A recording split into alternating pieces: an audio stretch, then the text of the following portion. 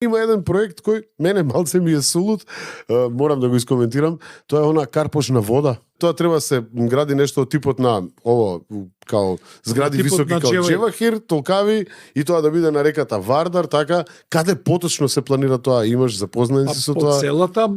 По целата обала на Вардар до бунарите горе, затоа и они беа. Од каде би почнал? Оно е паркот што започна да го прави Данелова Карпош 4, го нарекува канцер парк, цело време покушава да го блокира, да не се гради. Тој проект што они си го замислиле да го реализираат, па тоа е негде меѓу 7 и 9 хиљади плюс жители во тој дел. Тоа треба да никнат колку? 45-6 такви ала Джевахир, нека извини што ги спомнуваме се, али као репер, као... И пробај после да излезеш денска, па ние сега сме крклјанац на 8 септември на Сабајле или на Пладне.